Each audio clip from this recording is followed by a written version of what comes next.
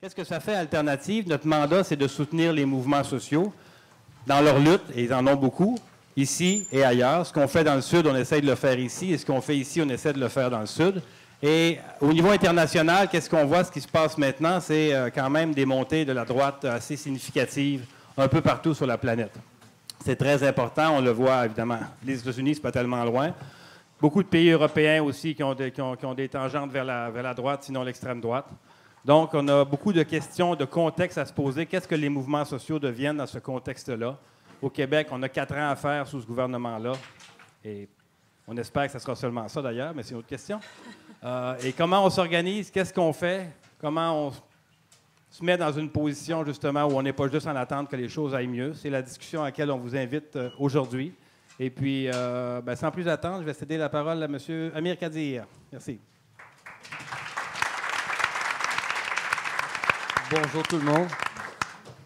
D'abord, merci de m'avoir invité et de m'avoir confié le rôle d'animateur de panel. Comme ça, de cette façon, ils se sont assurés que je n'ai aucun droit de parole, sauf celui de vous animer durant cette... Bon, je ne vous vois pas tous, malheureusement, donc... étant donné la disposition de la salle, manifestez-vous lorsque je ne vous vois pas. Je voudrais dire d'abord que j'ai les questions qui m'ont été soumises, le thème même du panel, après y avoir réfléchi, me paraissent plus optimistes que ma propre vision des choses. Mais quand même, je suis parti de l'idée que comme acteur de la scène politique, ayant été à l'œuvre au sein d'un des partis qui étaient impliqués dans ces élections dont on veut parler. Et nous sommes ici pour partager nos réflexions d'abord sur la conjoncture née des résultats de ces élections. Mais je dois me mettre à la place exactement de ce point de vue, c'est-à-dire le pessimisme qui se dégage au vu des résultats bruts comme ça lorsqu'on regarde, c'est-à-dire 73... Je ne me trompe pas, c'est bien 73 sièges. 74 sièges au profit d'une droite qu'on vient d'identifier ici comme une droite identitaire.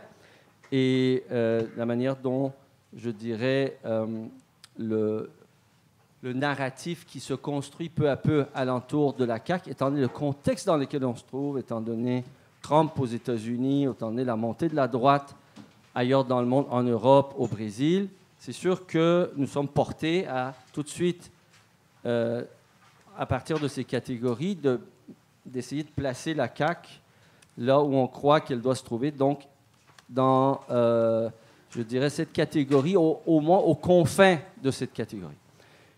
Je n'en suis pas moi-même sûr, mais c'est sûr que c'est excessivement intéressant d'avoir le point de vue de gens issus du milieu académique ou du mouvement populaire, des mouvements sociaux ou de l'action citoyenne, parce que justement, c'est là que ça importe. Parce que si cette dynamique doit déboucher sur quelque chose, soit l'approfondissement de la mainmise de la droite sur le pouvoir, sur les institutions, ou à l'inverse, que ça soit un appel au réveil, à la mobilisation, à une nouvelle reconfiguration des mouvements sociaux, organisés autrement, structurés autrement, alliés entre eux autrement pour bâtir un contre-discours, ben c'est à partir de vous que ça va bâtir et non pas à partir, pas en tout cas à partir uniquement de Québec solidaire. On n'a jamais conçu, vous savez d'où on vient, la plupart d'entre vous nous connaissez bien, on n'a jamais conçu notre rôle en politique comme étant d'abord un rôle parlementaire et on ne pense pas que les changements que nous avons réussi quand même à opérer minimalement au sein de l'institution qui est l'Assemblée nationale, le changement de paradigme même sur la scène politique est dû uniquement grâce à notre action. En fait, nous croyons, nous pensons uniquement comme le relais de ce qui s'est bâti dans le mouvement social. Mais je vois qu'il y a une dissociation, c'est-à-dire entre moi, ma perception et la direction, mettons, de Québec solidaire, de ce qui se passe sur le terrain politique et ce que je vois dans ce qu'Alternative m'offre comme grille d'analyse. Il y a une dissociation et donc j'ai hâte de vous entendre. On a tous hâte d'entendre Marie-Josée Béliveau, ethnographe et conférencière. 15 ans qu'elle lutte au sein du mouvement écologiste et pour le droit des Autochtones. et les droits humains de manière plus générale. Actuellement, elle est, en fait, tout dernièrement, elle a fait partie, il y a 4 ans, 5 ans, de la délégation du Québec au Fort McMurray. Et depuis ce temps-là, elle se consacre donc à la lutte contre le passage du pétrole et du sable bitumineux sur nos territoires, donc dans le mouvement contre les oléoducs. À ce titre-là, donc, elle s'est impliquée disons, dynamiser ce mouvement par différents moyens. Co-fondatrice de la Marche des peuples pour la Terre-Mère, elle anime également le fonds Coule pas chez nous, la fondation Coule pas chez nous, et elle a contribué également à mettre sur pied une initiative qui s'appelle Mur des femmes contre les oléoducs. Elle revient d'Amazonie, elle pourrait peut-être y faire référence un peu, pour documenter la réalité des gardiens de la forêt amazonienne. Marc-André Cyr, le seul homme de la gang, qui va devoir... historien des mouvements sociaux, collaborateur notamment d'un ouvrage qui a paru récemment, À qui la rue, chroniqueur aussi avec plusieurs textes sur l'extrême droite au Québec, chroniqueur donc à Ricochet. Virginie est organisatrice politique.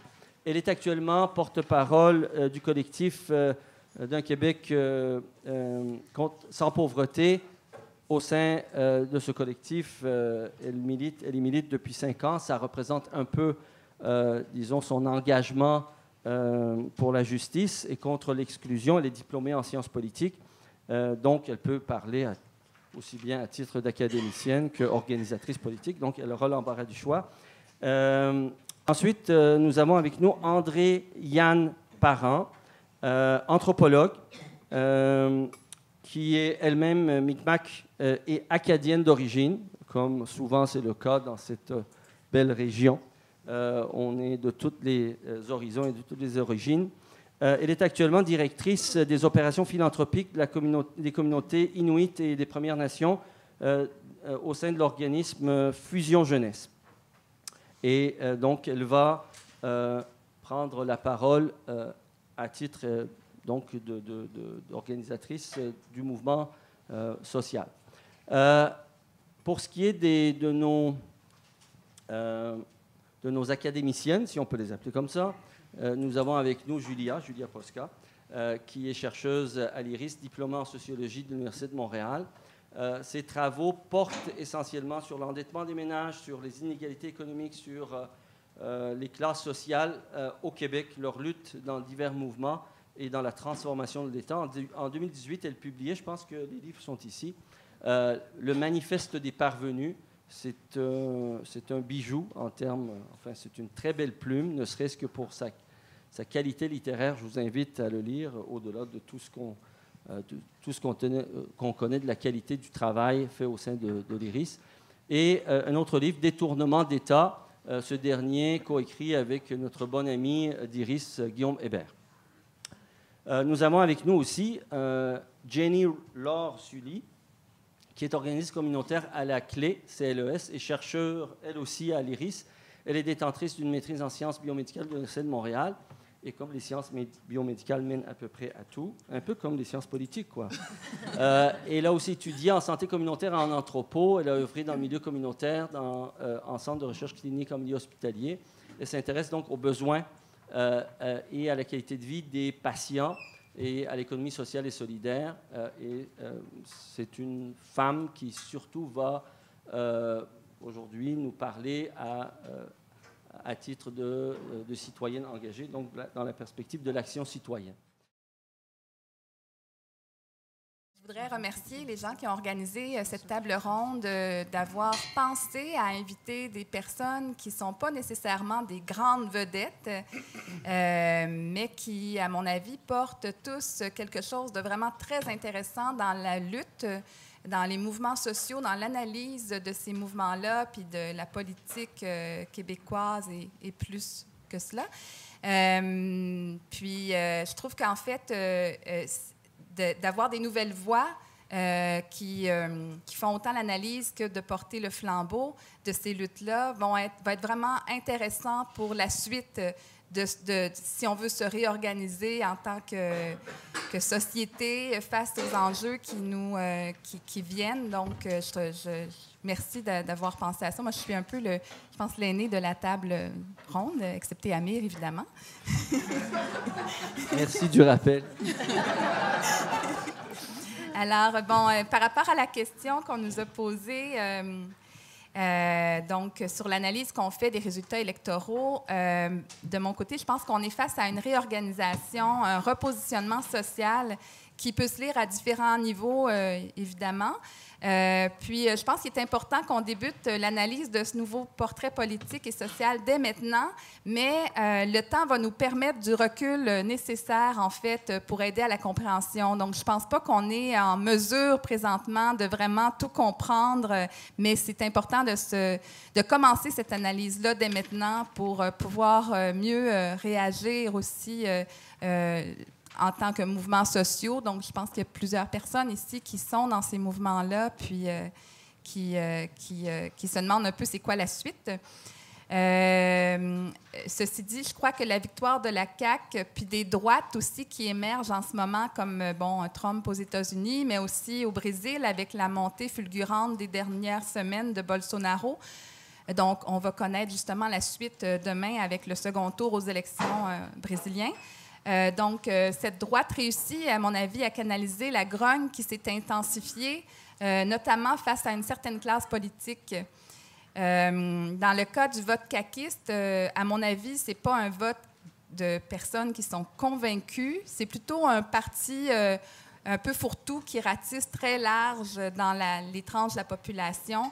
Donc, je pense que ce vote-là qui s'est exprimé, effectivement, va... en faisant cette analyse-là, puis en poursuivant, comment je pourrais dire, certaines personnes qui ont voté pour la CAQ, comme ce ne sont pas des convaincus, vont peut-être voter autre chose, ou en tout cas, ce n'est pas nécessairement des caquistes, comme on les appelle présentement. Puis aussi, on parle beaucoup de la victoire de la CAQ, puis je crois qu'il faut effectivement analyser la montée de ce parti, mais on doit aussi porter notre regard sur le score des solidaires, qui exprime aussi une transition importante, à mon avis, dans ce nouveau tableau politique. Le fait que Québec solidaire a porté le flambeau de l'environnement, puis qui a réussi à rejoindre par ce discours plusieurs tranches de la société, même des gens qui n'ont pas voté pour QS, je pense que c'est significatif. Donc, voilà, pour l'instant, je m'en tiendrai à cela. J'ai beaucoup de choses à dire plus tard. Voilà, merci. Marc-André. C'est qui, Marc-André? Ça marche, oui. Merci, bonjour. Évidemment, ces élections-là, c'est une mauvaise nouvelle, une sacrée mauvaise nouvelle. Hein. On a vraiment l'impression que les Québécois ont pris ce qu'il y avait de moins pire dans le Parti québécois et ce qu'il y avait de moins pire dans le Parti libéral. Ils ont sacré ça au vidange, puis ils ont voté pour la CAQ. Parce que la CAQ, c'est le pire des deux mondes. Hein? C'est le néolibéralisme des libéraux, moins la générosité envers les étrangers, les immigrants. Et c'est le discours nationaliste ethnique du Parti québécois, moins le discours social-démocrate. Donc, c'est une espèce d'hybride qui a autant de charisme qu'une poignée de porte qui marche mal. C'est des technocrates qui ont su effectivement canaliser la colère engendrée par les nombreuses crises. On pourrait en parler longtemps. On aura l'occasion de le faire aujourd'hui, malgré le peu de temps qui nous est dédié. C'est une crise aussi du nationalisme en général. On se retrouve souvent et de plus en plus dans des luttes qui sont en fait infranationales, un retour de différentes identités en rivalité les unes les autres. Crise aussi des cultures nationales qui sont laminées et facturées sous le couvert de la marchandise capitaliste. Ces cultures, nos cultures, dont la culture québécoise ou canadienne, tout dépendant de votre allégeance, elles sont effectivement menacés par cet impérialisme, non pas strictement américain, mais par l'impérialisme du capitalisme tout court. Et la gauche modérée peine à répondre à ces angoisses-là. Et la droite ne voit pas, justement, que c'est le système qu'ils chérissent tant, soit le capitalisme, qui vient leur couper les pieds, finalement. Hein? Ils chialent que les cultures foutent le camp et ils en sont largement responsables. Concernant Québec solidaire, parce qu'il faut bien en parler, ce n'est effectivement pas une défaite totale pour Québec solidaire. 10 députés, c'est beaucoup. Pris à l'arraché. Et je ne veux pas ici blâmer, loin de moi l'idée de faire ma petite morale et de blâmer les gens de Québec solidaire, mais je crois que cette victoire-là est quand même très fragile. Elle n'est pas le résultat, malheureusement, fort ambitieux et fort noble de Québec solidaire d'être un mouvement politique se reflétant dans l'Assemblée nationale. Je pense qu'il y a vraiment une césure entre les mouvements et Québec solidaire, malgré le travail acharné et de bonne foi des militantes et des militants de QS et des mouvements sociaux qui tentent de joindre les deux, mais je crois que ce n'est pas le cas encore. Et il faudra donc travailler là-dessus parce qu'on fera quoi dans 4 ans, dans 8 ans, si de 10 députés, on passe à 5, simplement parce que, je ne sais pas, n'importe quelle estime niaiserie, comme c'est le cas d'habitude, hein? Manon Massé s'enfarge, Amir Kadir lance un soulier, n'importe quelle niaiserie comme ça. Non, mais... Vous savez comment ça marche, la politique spectacle. Hein? Il s'agit d'échapper 10 sous sur le sol et ça se transforme en une mine pour nos adversaires. Donc, il faudra voir éventuellement, et c'est notre travail à tous, à ce que nos victoires ne soient pas strictement spectaculaires ou de l'ordre du comptage et du quantitatif, mais bien aussi du qualitatif. Enfin, on pourrait revenir. Merci. Virginie? Oui, bonjour. Ben nous, on nous demande beaucoup c'est quoi notre analyse, en fait, de ce nouveau gouvernement au pouvoir dans la lutte à la pauvreté. Et au collectif, on est un peu dubitatif face à ce nouveau gouvernement parce qu'on se dit, bon, mais on n'arrête pas de dire que les Québécoises ont voté pour le changement, alors que dans les faits, pour vrai, en matière de lutte à la pauvreté, ça ne change pas grand-chose. Notre stratégie n'est pas complètement bouleversée, complètement renversée. On est encore sur les mêmes thématiques, on est encore sur les mêmes stratégies, c'est-à-dire qu'il va falloir maintenir la pression pour protéger les acquis, pour défendre l'accès au droit à un revenu décent, que ce soit à l'aide sociale ou que ce soit dans le cadre du travail. François Legault a été très clair sur la question du salaire minimum. Lui, il pense que des emplois à 30 $ de l'heure, c'est ce qu'il faut pour aider les familles. Alors, ceux qui sont au bas de l'échelle, ceux qui peinent à couvrir leurs besoins de base, même s'ils ont un emploi à temps plein toute l'année, ça ne semble pas le préoccuper plus que ça. Et dans toute la campagne électorale, en fait, à part Québec solidaire et un peu le Parti québécois, il y a très peu été question de la question Oui, il y a été très peu question de la question, mais de la pauvreté. Hein? Donc, on n'a pas... si le premier ministre Philippe Couillard n'avait pas échappé son 75 $ d'épicerie, je pense qu'on en aurait juste pas parlé. Puis je pense pas que François Legault aurait eu une réponse plus intelligente ou plus ancrée dans le réel. Hein. Je pense que François Legault fait pas plus l'épicerie que Philippe Couillard, mais donc voilà. Alors si la question de la pauvreté est toujours, en tout cas, ancrée dans une perspective de défense des acquis.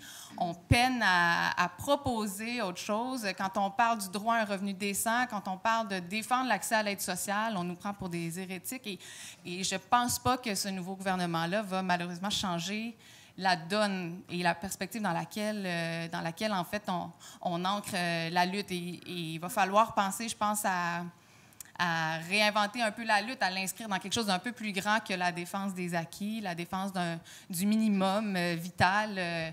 Il va falloir l'inscrire donc dans quelque chose d'un peu plus grand, d'un peu plus, voilà, dans le rêve un peu. Alors voilà, ce serait... Merci. Andréane? Oui, ben d'abord, je voulais remercier la nation Gagnon-Raga de nous accueillir sur son territoire non cédé et nous permettre de nous accueillir dans des bonnes circonstances, en plus de remercier Alternative. J'abonde un peu dans le sens de Virginie. Effectivement, du point de vue des mouvements autochtones, c'est clair qu'encore une fois, on ne peut pas dire qu'on est... particulièrement, les enjeux autochtones ont été mis sur l'avant-scène des débats politiques, bien au contraire. Et parfois, les gens ont tendance à limiter la question des débats autochtones comme justement une question qui est identitaire. Or, c'est plutôt l'inverse. Parler des enjeux autochtones, c'est parler de notre relation au territoire ici, c'est parler de notre relation à l'environnement, c'est parler d'autodétermination des peuples, c'est parler de solidarité internationale, c'est parler d'une autre perspective économique basée sur un autre modèle et d'autres paradigmes. Donc, d'oublier les enjeux autochtones ou les questions, ou même les populations autochtones du Québec complètement des campagnes électorales, c'est complètement rejeter d'un revers de main toute une série d'enjeux qui nous touchent tous comme êtres humains, même dans notre droit à la dignité. Et je pense que les élections, justement, moi, quand on parle de changement, c'est vraiment, Rima El-Khoury le disait dans un article, c'est vraiment tronquer un $1 pour 4,25 sous. Là. C'est dans le sens où on a notre premier ministre, un ancien ministre péquiste, toute la gang de l'ancienne ADQ. Moi, je vois pas un changement fulgurant en termes de c'est qui sont nos élus et comment ils amènent une autre perspective sur les grands paradigmes de notre société. Bien au contraire, je trouve et là-dessus, je te rejoins un petit peu, Marc-André. Je trouve qu'on est avec une poignée de porte pas trop sexy, justement, dans le courage de parler de certains enjeux sociaux. Oui, je vais... Bonjour. Oh, vous m'entendez bien? Oui. Je vais abonder dans le même sens que mes collègues. Là, ce panel manque franchement de diversité. Je pense que, évidemment, c'est ça, l'élection de la CAQ, de ce parti de gestionnaires et d'entrepreneurs. Là, en fait, on peut le voir comme la suite logique des 15 ans de gouvernement libéral qu'on a...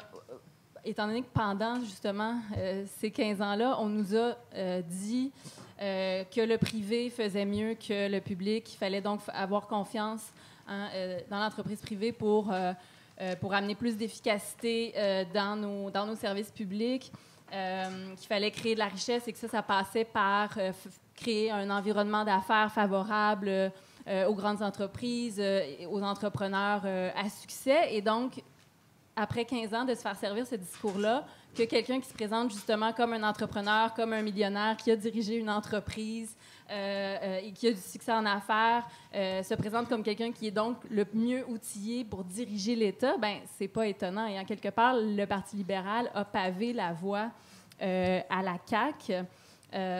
Et donc, je pense qu'on va effectivement voir une continuité de ce qu'on a connu sous le Parti libéral, une proximité entre le milieu des affaires et le gouvernement qui va être encore le lot de ce gouvernement-là. On vient de le voir avec ce chef de cabinet du ministre des Ressources naturelles qui est encore un lobbyiste de la Fédération des chambres de commerce du Québec. Là, on l'apprenait l'autre jour. Et donc, quelqu'un qui était aux ressources naturelles, mais qui a par le passé fait la promotion des projets de pipeline, du forage sur Anticosti. Ce type de choses-là. Donc, bref, cette proximité-là dérangeante entre le privé et le public, on la voit encore avec le gouvernement de la CAQ. La différence, c'est évidemment, comme il a été dit, que la CAQ porte par ailleurs un discours donc xénophobe et anti-immigration auquel on n'avait pas été habitué avec le Parti libéral. Et c'est d'autant plus, disons, frappant que la première annonce du gouvernement élu de la CAQ, ça a été de dire « Nous allons légiférer sur le port des signes religieux pour les personnes en situation d'autorité, pour les fonctionnaires en situation, les employés de l'État en situation d'autorité. » Donc, c'est quand même un gros statement comme pour un enjeu qui était même pas, dont on n'a pas parlé pendant la campagne, en fait, puis qui est, mon Dieu, qui donc met de l'avant une problématique qui n'en est pas une, en fait, là, un problème qui n'en est pas un. Donc, une différence qui est préoccupante au niveau de la CAQ. Dernier élément, par contre, que je veux amener, c'est le fait que comme je pense Marie-Josée l'a dit, ou je ne sais plus, il n'y a pas... on peut, disons, relativiser ce portrait-là en disant qu'il n'y a pas un grand enthousiasme pour la CAQ. Il faut se rappeler que, si ma mémoire est bonne, c'est 27 des gens, des électeurs inscrits au Québec qui ont voté pour ce parti-là. 1 personne sur 4. Donc, ça laisse quand même 3 personnes sur 4 qui n'ont pas choisi ce parti-là. Aussi, un taux d'absentéisme, oui, non, pas d'absentéisme, c'est pas ça le terme, d'abstention. Merci. Ben, ils étaient absents des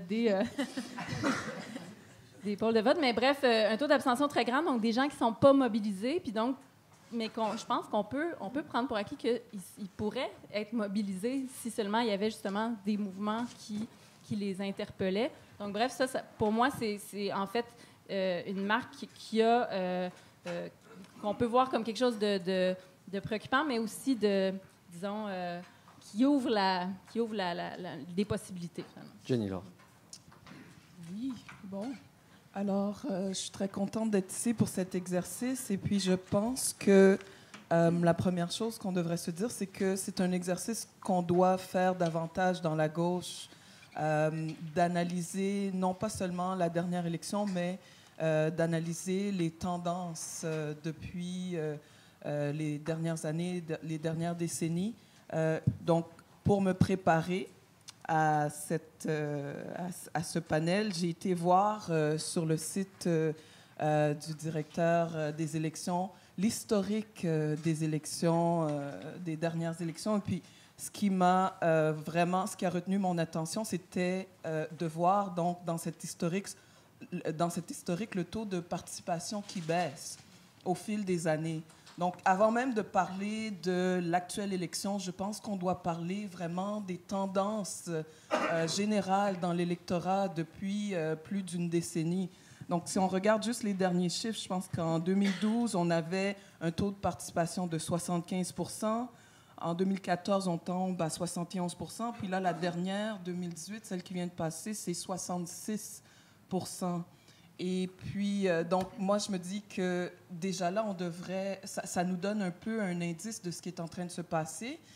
Et celle de 2018, donc, c'est la plus basse. La seule fois où ça a été plus bas, c'est en 2008, où on avait un taux de 57 % de participation. Et ça, c'était en pleine crise économique, là, en 2008. Et puis, Jean Charest avait déclenché des élections juste avant les fêtes pour s'assurer d'avoir sa majorité. Donc, ça avait été fait d'une manière très opportuniste.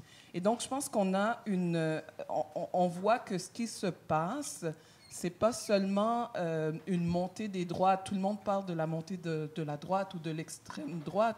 Moi, je vois un système électoral qui ne fonctionne pas dans la plupart des pays développés et qui donne ces résultats-là. Donc, je vois, pour moi, ce qui s'est passé, c'est les ratés du système électoral. On a une réflexion à faire d'abord sur le système électoral avant de parler de qu'est-ce qui fait que les électeurs votent pour tel parti ou tel autre. On parle beaucoup des électeurs et pas suffisamment du système électoral.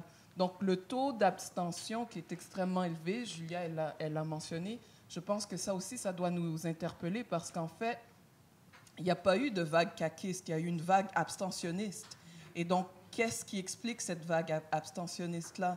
Est-ce que c'est des gens tout simplement qui ne sont pas intéressés? Si on regarde un sondage qui a été fait au niveau fédéral, donc Élections Canada avait fait en 2015 un sondage pour comprendre l'abstention. Donc oui, il y avait une partie des gens qui ne votaient pas par manque d'intérêt, parce qu'ils estimaient qu'ils n'étaient pas suffisamment informés. Mais 48 % des personnes qui ne votaient pas, c'était à cause de contraintes de la vie courante. Donc, des gens qui travaillaient, qui n'étaient pas...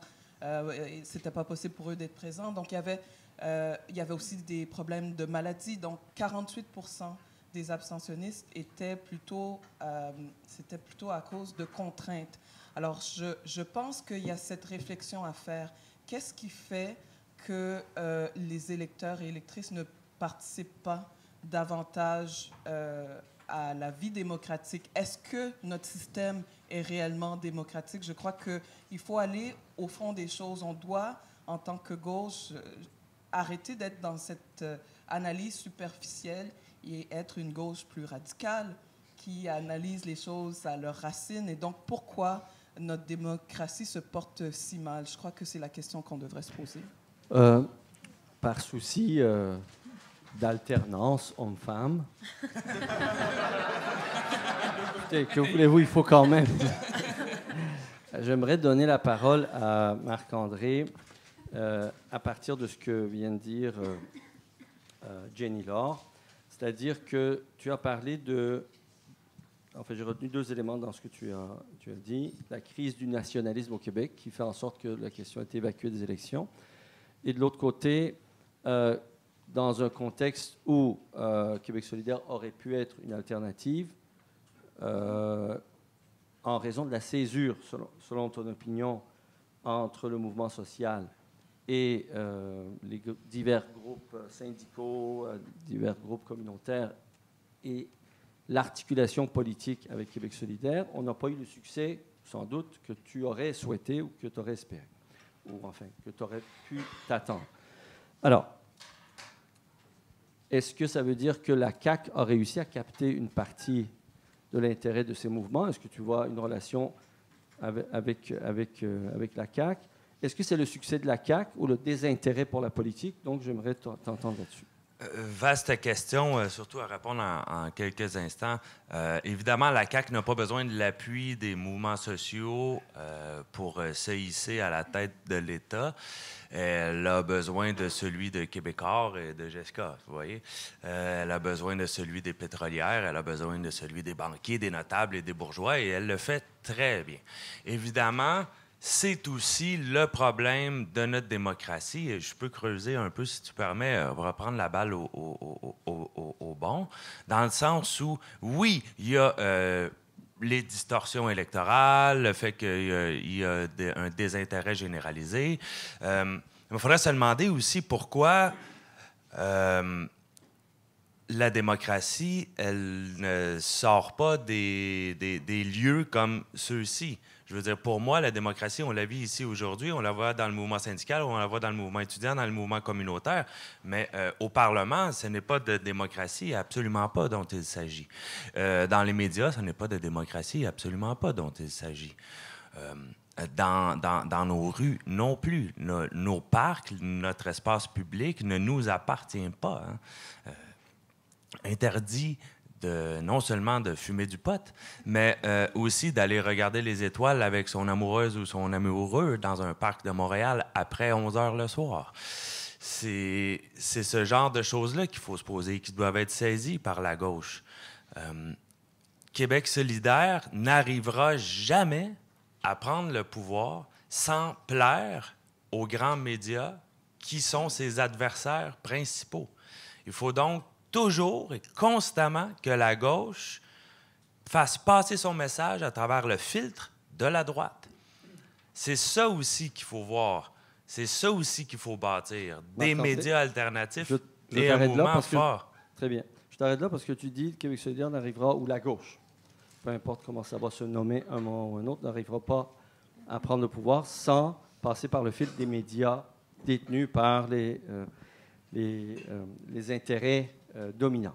Alors moi, j'aimerais entendre Marie-Josée et André-Yann pour savoir comment est-ce qu'on peut faire mentir Marc-André. Quels moyens il y aurait à la disposition des mouvements sociaux pour donner tout à fait tort à Marc-André?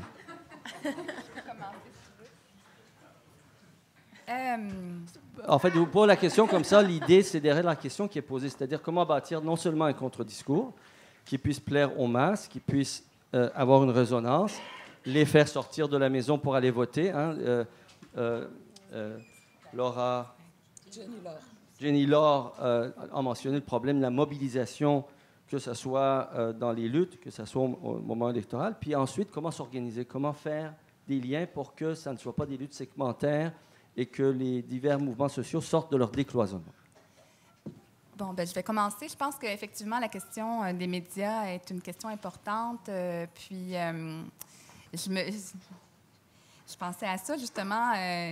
ces dernières 24 heures. Je ne sais pas pourquoi, là, mais en tout cas. Moi, je suis une ancienne journaliste qui a défroqué.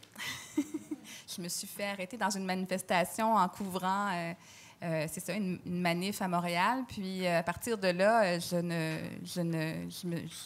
suis allée 2 jours en prison. En fait, 36 heures avec des gens fort intéressants que je ne connaissais pas jusqu'alors, mais que j'ai appris à connaître en partageant la cellule avec eux. Donc, c'était des manifestants contre l'OMC à l'époque, c'était en 2003. Et suite à cela, je n'ai pas pu demeurer journaliste. Bon, en tout cas, ça, c'était une petite parenthèse. Les prisons sont toujours une excellente université pour oui. apprendre. Et donc, c'est pour ça que je me suis retrouvée ensuite dans les mouvements sociaux. Donc, merci à ces chers policiers.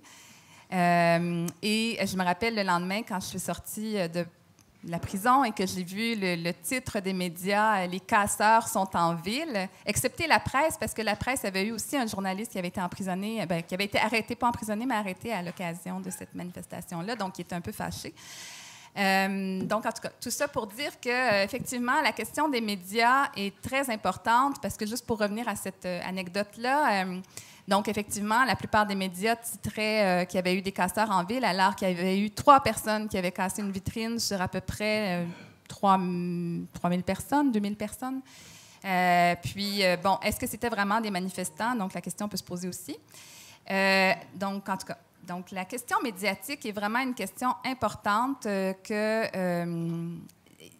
comment je pourrais dire, avec toutes les reconfigurations qu'il y a eu dans les 20 dernières années, avec l'arrivée d'Internet, avec les transformations dans les milieux médiatiques, où on retrouve maintenant difficilement des vrais journalistes, mais on retrouve plus des chroniqueurs, qui sont souvent des personnes issues c'est des anciens politiciens, c'est des anciens acteurs, ou des acteurs encore, ou en tout cas, c'est toutes sortes de personnes, mais la profession de journaliste a vraiment subi des grandes transformations et s'est appauvrie beaucoup. Et puis, effectivement, ça a aussi une migration du papier jusqu'à la machine. Donc, dans toutes ces transformations-là, il y a eu et il y a encore des tentatives de la part des groupes plus de gauche ou des mouvements sociaux de faire un contre-discours. Parce que le narratif est vraiment très important dans une société. On peut transformer la réalité comme on l'a vu quand on détient le média. Donc, il y a eu beaucoup, il y a encore des tentatives de contre-discours. On a notamment au Québec, à Babar, Ricochet et d'autres que j'oublie, qui sont, à mon avis, très importants, mais on n'a pas réussi encore à organiser réellement une riposte au niveau médiatique parce que celui qui détient le média détient un peu la réalité. Donc pour percuter nos visions dans la société d'une façon plus organisée. Donc, en tout cas, c'est pour... Très bien. Merci. Mais pourrais-tu poursuivre, oui, excuse-moi, sur la question plus comme telle là, des mouvements sociaux et de l'action citoyenne? Oui, absolument. Oui. Donc, juste pour revenir à la dernière campagne électorale, il y a eu un die-in en mémoire des victimes de la canicule devant Radio-Canada le soir du débat des chefs. Et ce die-in-là a été bien quand même représenté dans les médias. Cependant, ça a complètement éclipsé les autres enjeux sociaux et les actions de d'autres groupes qui étaient sur place, notamment ceux du milieu communautaire qui étaient quand même présents et en grand nombre ce soir-là.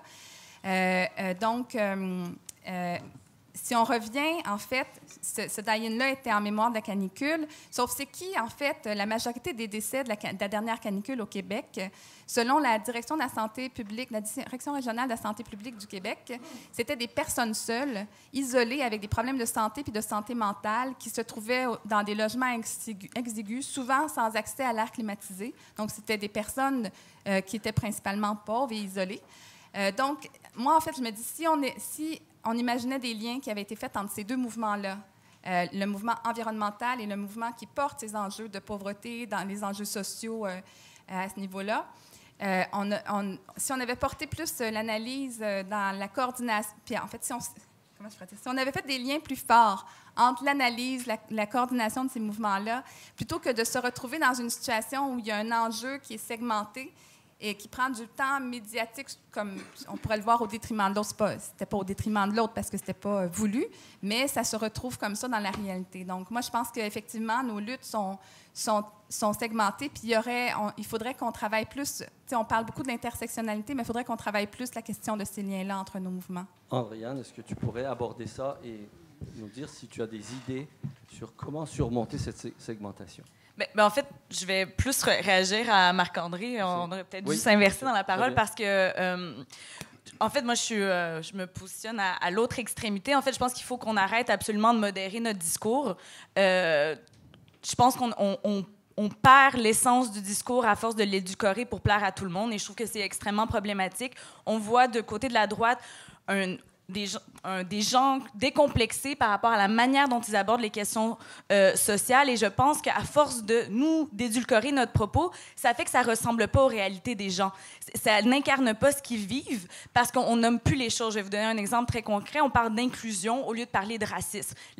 Et encore une fois, on se positionne souvent du point de vue de la personne qui est en situation de privilège. Donc, c'est à elle d'inclure, mais on ne parle pas de l'expérience vécue de racisme de la personne qui, elle, est exclue. Donc, à force de tout le temps changer le discours, ou pour parler aussi du point de vue autochtone, on parle d'appropriation culturelle. Non, c'est une usurpation, c'est un vol de création identitaire, même de pratiques rituelles, etc. C'est pas une appropriation culturelle. La manière dont on parle des choses, on pourrait même aller parler de réchauffement climatique ou de gaz à effet de serre. En tout cas, si on parle là-dessus, on a de cesse d'utiliser des mots qui sont plus gentils pour inclure le plus de gens dans notre discours.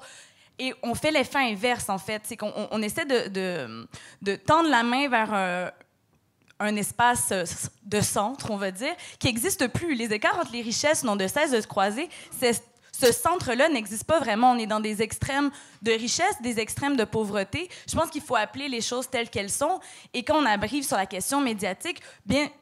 Pour moi, il ne faut pas se laisser intimider par les médias majoritaires. Bien au contraire, il y a tellement d'opportunités aujourd'hui de médias alternatifs, de prise de position à travers les réseaux sociaux que si on donne une trop grande autorité à ces médias-là, encore une fois, on se prend de la distance par rapport au problème. On en parlait il y a quelques instants avec Jenny Laure. Il faut aller s'intéresser, c'est qui ces gens qui n'ont pas été votés. De toute évidence, le discours médiatique dominant n'a pas été les chercher. Ou alors, pour des raisons, plein de questions logistiques et socio-économiques, j'ose suggérer, on ne peut plus aller voter.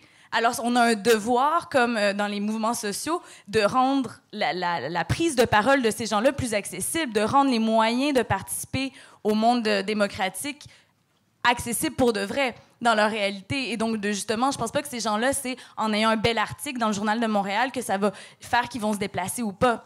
Je pense qu'au contraire, on doit refaire confiance au mouvement grassroots, au mouvement terrain, aller échanger avec ces gens-là sur le terrain également et trouver des vrais moyens d'accessibilité. Très bien. Alors, Marie... Juste une seconde. Oui. Juste pour dire que je suis tout à fait d'accord avec elle. C'était pas ça. Je me suis sans doute mal exprimé, mais ceux on qui me était connaissent content savent quand que... même de te contredire. Oui. Parfait, parfait. Alors, tant mieux. Donc, vous faites le constat que les médias ne nous servent pas et sont un obstacle.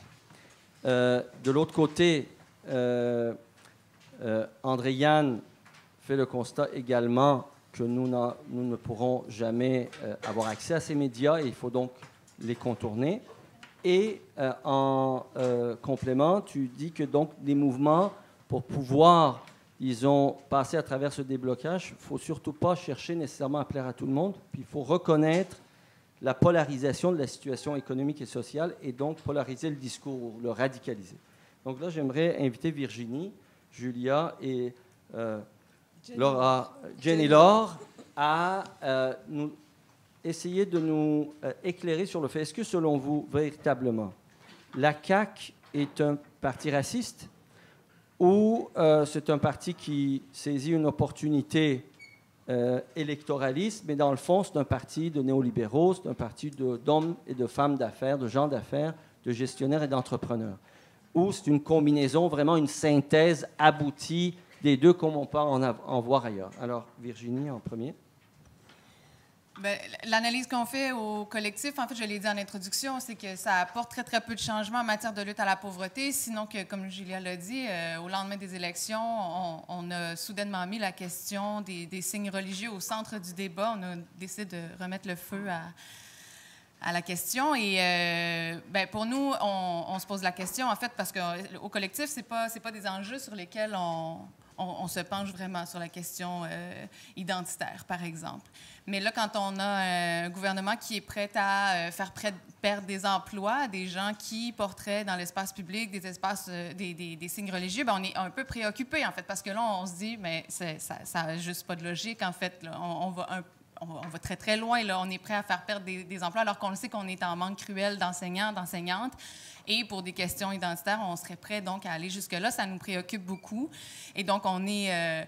évidemment, on risque de réagir si le gouvernement allait jusque-là.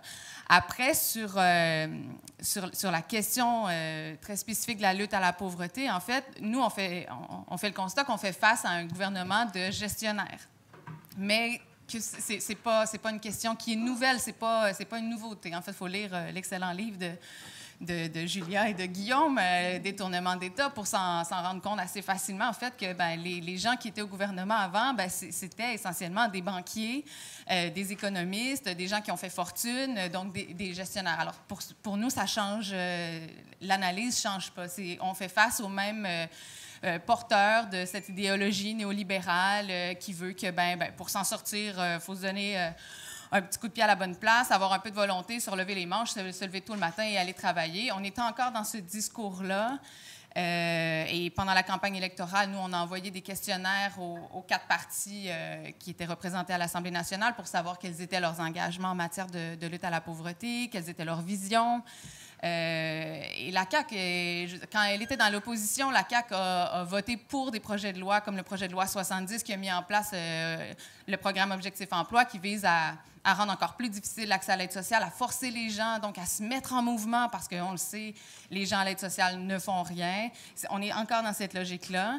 Et donc, quand elle était dans l'opposition, elle était clairement pas un empêcheur de tourner en rond du gouvernement. Quand le gouvernement a déposé son plan de lutte à la pauvreté en décembre 2017, la CAQ ne s'est pas prononcée, elle ne s'est toujours pas prononcée. Alors, si l'adage veut que qui ne dit mot consent, on peut penser que la CAQ consent donc à ce plan-là qui est pas vraiment un plan de lutte à la pauvreté. Alors, pour nous, c'est clairement, encore une fois, ben, un gouvernement néolibéral qui remet de l'avant, en fait, cette idée-là que, ben, il faut avoir des bonnes idées, il faut être entrepreneur et donc se mettre l'étiquette de produit, en fait. Et, Avant de passer la parole à Jenny-Laure puis à Julia, je reprécise ma question. Est-ce que la CAQ, c'est surtout et avant tout un gouvernement de droite nationaliste, identitaire, chambre d'écho de l'extrême droite, dont c'est les principales préoccupations, un peu, je dirais, à la limite, comme Donald Trump, ou non, ça, c'est un petit vernis électoraliste qu'ils se sont donné parce qu'ils savaient qu'ils avaient des votes à gagner de ce côté-là, mais en réalité, c'est surtout un gouvernement néolibéral à l'image du Parti libéral, parce que ça détermine ensuite comment organiser les luttes, quelles doivent être la manière d'articuler le discours, le contre-discours pour mener la lutte à ce gouvernement-là. Alors, est-ce que c'est un gouvernement surtout de droite, identitaire et nationaliste, donc ethnique, ou c'est un gouvernement de gestionnaire? Ben, premièrement, il faut constater qu'ils n'ont pas gouverné encore.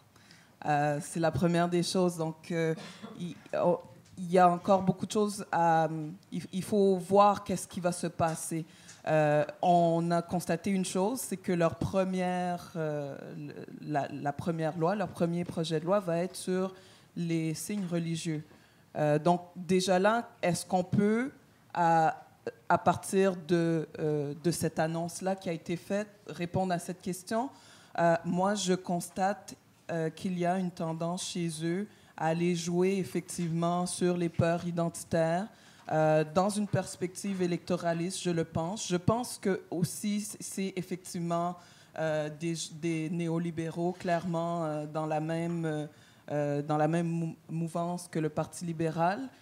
Mais pour des questions électoralistes, ils ont décidé d'aller taper sur ce clou-là et parce qu'ils savaient qu'il y avait une possibilité de gagner des votes à ce niveau-là. C'est un jeu dangereux auquel jouent beaucoup de partis dans le monde développé.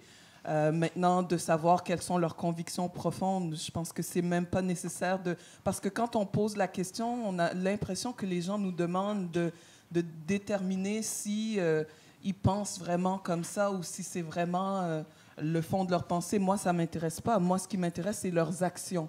On a vu une action qui a été posée. Ils ont clairement décidé que leur premier projet de loi serait...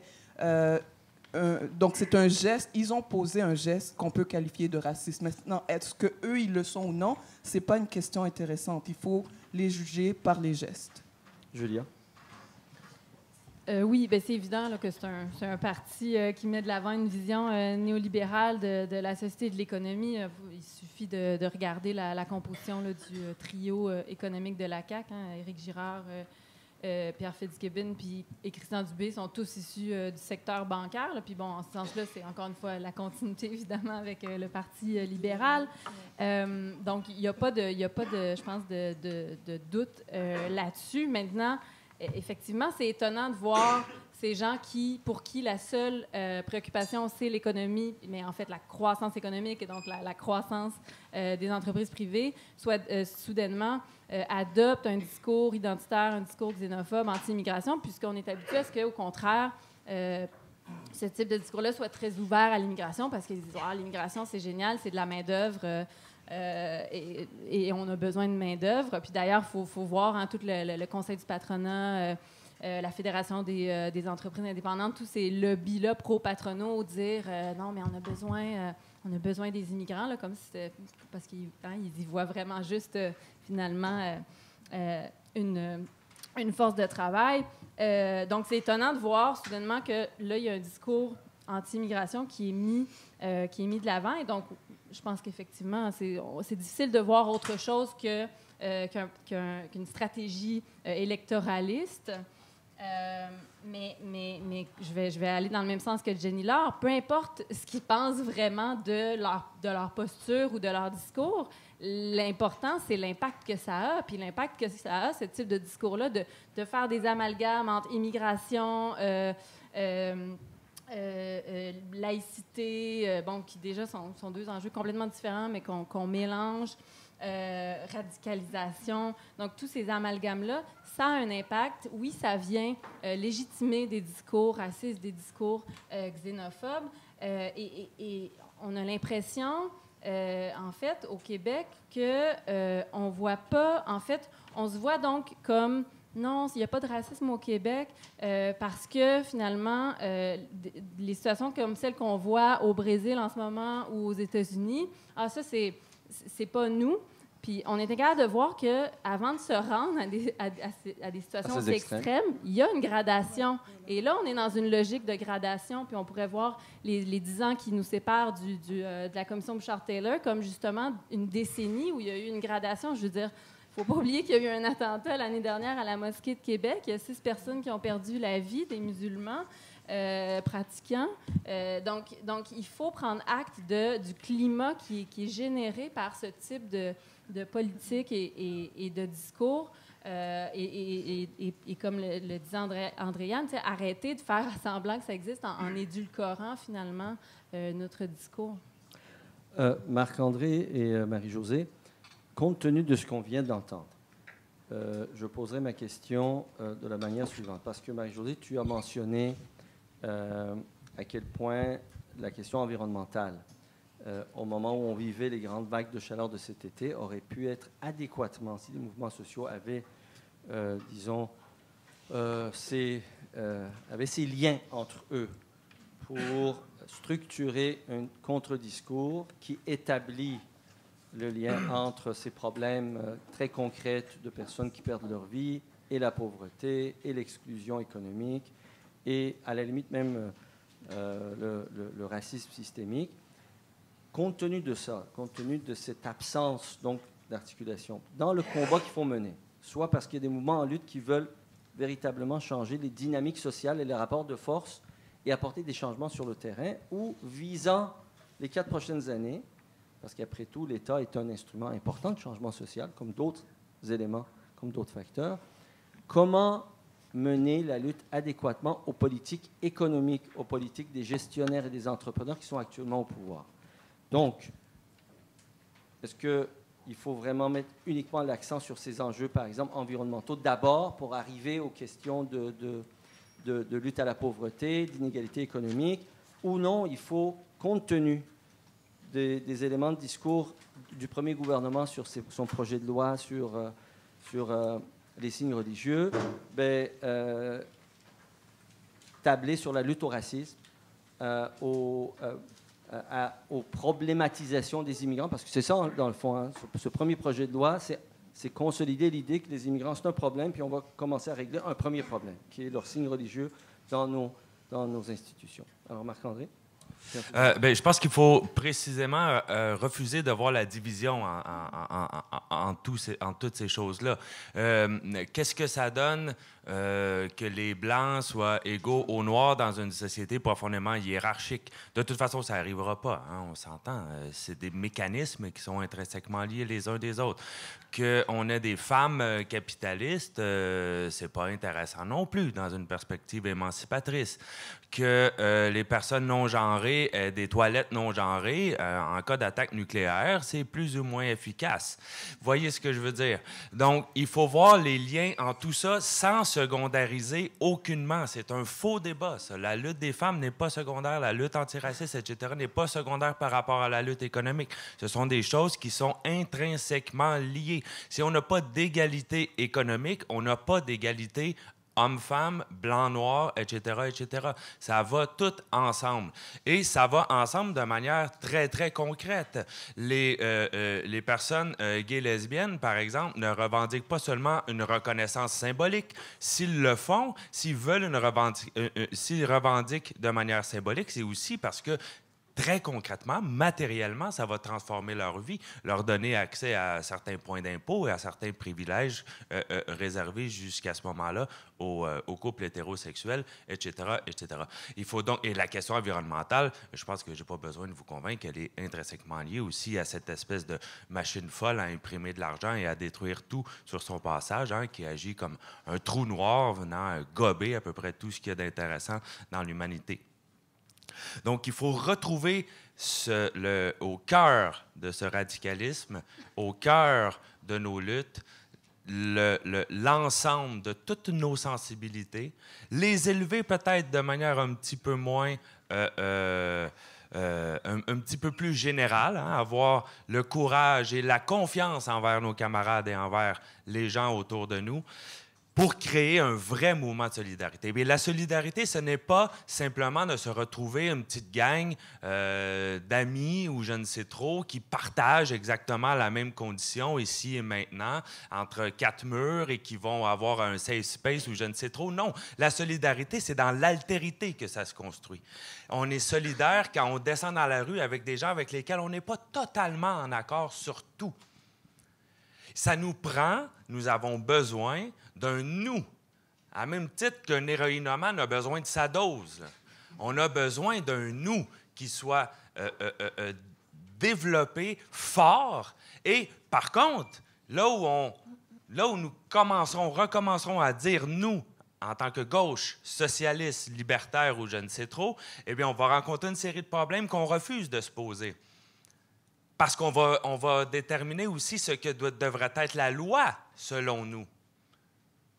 Parce que là, on dit faut inclure, mais inclure à quoi? On reviendra peut-être sur ça, Marc-André. Bon, c'est une coupe. On dirait qu'il se venge hein, du sort subi à l'Assemblée. Marie-Josée. Dans 3 minutes, là, la parole sera à la salle, puis aux échanges. Oui. Je ne suis pas sûre d'avoir tout cerné dans l'ensemble de ta question. C'est-à-dire, ça doit être quoi les priorités de lutte ou alentour de quels grands enjeux on doit essayer de créer le plateforme d'alliance entre les différents courants pour décloisonner les luttes et pour le diriger adéquatement contre le gouvernement, parce qu'il va y avoir aussi une bonne lecture de ce que c'est que la CAQ, où ça peut s'en aller. Bien, effectivement, je pense que de déterminer des priorités de lutte, en tout cas, moi, j'ai l'impression qu'il faut prendre les luttes dans leur ensemble.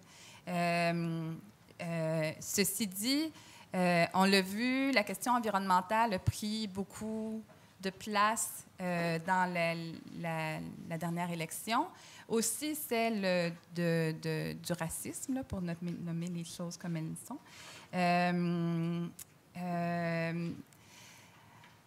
Comment je pourrais dire? Moi, je vais emmener la chose. Immigration, environnement. Oui. À l'entour de l'environnement, c'est très facile. Hein, dans la gauche sociale, at large, il n'y a pas de difficulté à essayer d'articuler des éléments et même, comme Marc-André vient de le poser, d'établir les liens avec le capitalisme. Mais à l'entour de la question identitaire ou de l'immigration perçue dans une perspective identitaire ou à problème, ressources économiques, là, c'est pas évident. Un exemple, le collectif ici représenté par Virginie, où la chose n'est pas aussi facilement amenable à je dirais, un consensus. Qu'est-ce qu'on fait? Ouais. Je te pose une question que moi-même, je ne suis pas capable de répondre. Ben, c'est ça. D'accord? Peut-être que la salle va pouvoir nous aider. Mais toi, tu voudrais? Ben, je peux te lancer. Mais c'est juste que c'est vrai que le collectif pour un Québec sans pauvreté, c'est pas dans sa mission, en fait, ou dans les priorités, dans les cibles prioritaires que le collectif s'est donné en assemblée pour envisager la lutte à la pauvreté. Après, je pense que Dalila Awada a écrit une lettre ouverte récemment qui est parue dans la Presse Plus et qui exprime assez bien, en fait, ces politiques de division-là, en fait, de diviser pour mieux régner, qui fonctionnent très bien. Et elle appelait un peu à cette nécessaire solidarité entre cette idée de l'immigration, elle qui est issue d'une famille immigrante, qui finalement subit le racisme jour après jour et qui, dans le cadre de son travail, avait à répondre à une dame qui était à l'aide sociale, qui se voyait sa prestation refusée pour je ne sais trop quelle raison et qui criait un peu finalement famine et était dans l'urgence. Donc, criait au téléphone à Dalila sans savoir que Dalila porte le voile et qu'elle est fille de famille immigrante. Donc, je suis tannée des immigrants. C'est à cause des immigrants que moi, je n'ai pas ma prestation de BS, en gros. Et donc, c'est effectivement... elle exprimait cette situation-là, comment elle l'avait vécue. Donc, elle ne s'est pas engagée dans un discours culpabilisant avec cette femme-là, mais elle exprimait comment elle s'était sentie, elle, et comment, finalement, cette division-là entre les immigrants, entre cet imaginaire que les immigrants viennent voler, en fait, ce qui appartient aux plus pauvres d'entre nous, et cette idée-là que la droite est très, très capable de mobiliser, hein, leur slogan « Les nôtres avant les autres », tout ça. Donc, c'est un discours qu'on voit beaucoup, qui est décomplexé, qui est facilement assimilable et qui semble faire plein de bon sens, alors qu'il faut travailler à déconstruire cette division-là, en fait. Il faut travailler à cette nécessaire solidarité-là. Et ben voilà, pour le collectif pour un Québec sans pauvreté, donc c'est des questions qui nous dépassent largement, au sens où là, on est confronté dans le réel, je dirais, à cette nécessaire solidarité-là. Quand un gouvernement appelle aux questions des signes religieux, puis va dans le discours jusqu'à dire qu'il est prêt à faire perdre des emplois, ben là, il y a un problème très, très clair. Là, on est prêt à appauvrir des gens pour des considérations qui sont tout à fait secondaires. La deuxième partie, qui est comment se mettre en mouvement, comment surmonter le corporatisme syndical ou, disons, une culture que j'ai déjà moi-même tenté de comprendre et de combattre et de surmonter pendant mes 10 ans d'implication à titre de député, c'est-à-dire cette culture du mouvement social au Québec qui a ses raisons historiques, où l'indépendance du mouvement s'est bâtie alentour de sa neutralité ou de son absence de parti pris dans le sens partisan, alors qu'on peut concevoir, comme dans d'autres contextes politiques, prenons le cas de plusieurs pays d'Amérique latine, où l'autonomie du mouvement politique prend toute son illustration et sa force dans sa capacité, dans des moments particuliers politiques, de faire des choix politiques et de les assumer, de prendre parti, autrement dit. C'est comme ça que des mouvements autonomes, des mouvements sociaux, des mouvements syndicaux ailleurs définissent leur indépendance, définissent leur autonomie en prenant parti, en ayant la liberté totale de faire les choix qu'ils considèrent comme essentiels. Mais au Québec, on n'en est pas là. La majorité du mouvement social et du mouvement syndical définissent et chérissent leur autonomie et leur indépendance en pensant que l'exigence de cette autonomie, c'est une distance par rapport au mouvement politique. Parce que ça a été abordé, vous l'avez dit au début, une partie du non-succès relatif. Hein? Je n'y crois pas une seconde. Vous savez bien à quel point je suis partisan. Puis moi, je considère que Québec solidaire a connu un succès phénoménal. Mais bon. Mais quand même, pour, disons, être cohérent, non, mais dans le sens que c'est un autre niveau de discussion. On aurait pu penser que dans des moments de crise et de grande transformation, si on était mieux outillé, si on était mieux structuré, si on était mieux connecté au mouvement social, on aurait connu un succès certainement plus grand. C'est là que je veux vous entendre. Qu'est-ce qu'on fait d'abord dans le mouvement social pour surmonter, disons, cette apathie relative ou le corporatisme qui s'est installé non seulement chez les syndicats, mais ça a été dit même dans le mouvement communautaire? Comment bâtir des coalitions? Comment se mettre en mouvement? Et y a-t-il place, ensuite, quand on fait ça, s'il faut chercher une certaine radicalité dans le discours? Mais cette radicalité doit répondre avec une alternative à proposer à la société. Ça ne peut pas être juste dans la critique du système existant. Il y a une proposition qui vient de la salle. Bien, pourquoi on se gêne? Pourquoi on parle juste de révolution? Et que la révolution est devenue si facile, pourquoi on n'ose pas présenter un modèle alternatif? Ça peut s'appeler socialisme, ça peut s'appeler autre chose, je ne sais pas. Donc, s'il faut faire... Non, mais c'est mon introduction et ça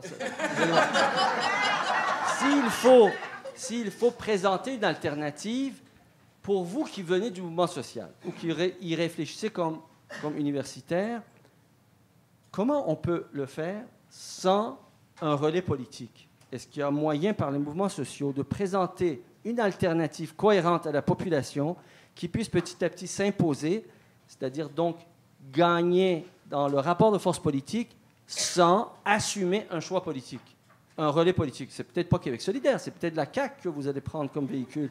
Mais c'est où ce relais politique? Non, mais je le dis comme ça parce que dans l'absolu, il n'y a rien d'impossible.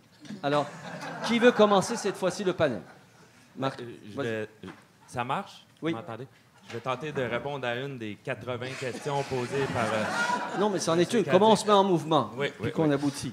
Une chose, je vais rebondir pour saisir une chose que moi, je considère importante. En fait, deux. Premièrement, il faut effectivement redonner un contenu positif. Il faut arrêter d'avoir peur du mot socialisme. Il n'y en aura pas d'autres mots. Ça va être socialisme ou ça sera rien. Désolé, mais c'est comme ça. Autre chose... ça nous prend un contenu positif, mais dans un sens très profond. Dans le sens où, souvent, l'impression qu'on donne aux gens, c'est effectivement, de un, qu'on n'a que des luttes défensives à mener pour ne pas perdre un certain nombre d'acquis qu'on a gagnés, d'une part. D'autre part, parfois, à cause d'une certaine gauche, ça va encore plus loin. Non seulement... on fait juste garder ce qu'on a déjà, mais il faudrait, selon une certaine gauche, remettre en question certains de ses privilèges. Parce que on est passé d'un projet où les travailleurs, les travailleuses, l'ensemble de la population était le sujet de l'émancipation pour avoir plus. Hein? Saint-Simon voulait une terre à 3 lunes. Marx voulait le jardinage l'après-midi, la pêche le matin et la philosophie le soir. Alors que nous, qu'est-ce qu'on dit à la population, aux classes populaires? Check tes privilèges. Attention, t'es blanc, tu peux pas dire ça. Attention au costume d'Halloween que tu portes. Attention, va pas faire de yoga, c'est de l'appropriation culturelle. Arrête de prendre ta voiture, arrête de manger de la viande, etc., etc. Je ne dis pas que c'est pas important tout ce que je viens de vous dire là, mais si c'est le centre de notre discours, eh bien notre discours n'en est pas un émancipateur. Si on veut l'émancipation, c'est pas en invitant les gens à faire des sacrifices qu'on va les amener là. Ce qu'on veut, c'est l'émancipation. On veut plus. On veut l'abolition du travail. On veut l'émancipation sexuelle de tout le monde. On veut... Bon, etc., etc.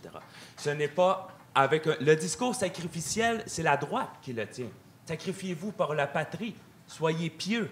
Eh bien, malheureusement, à ce jeu-là, nous sommes foutus parce qu'on n'a pas la transcendance des concepts de la droite comme ceux de la race, de la patrie et autres conneries du même acabit. C'est donc quelque chose de perdu d'avance, selon moi. Très bien. Ben, au moins, ça a l'intérêt d'être en rupture avec peut-être d'autres manières de concevoir la centralité de ces enjeux que tu as nommés. Est-ce que quelqu'un veut prendre la parole à cette étape-ci? Je ne veux pas nommer les personnes. Là. Alors, Jenny Laure, je pense que peut-être on pourra en profiter puisqu'on a abordé ces enjeux-là parce qu'il y a des dimensions qui ont été emmenées dans la salle. La gauche peut entretenir des préjugés, des exclusions, même une certaine forme de racisme par son comportement systémique. Comment on aborde ça? Je pense qu'il faut vraiment recentrer notre attention sur s'attaquer au système d'oppression.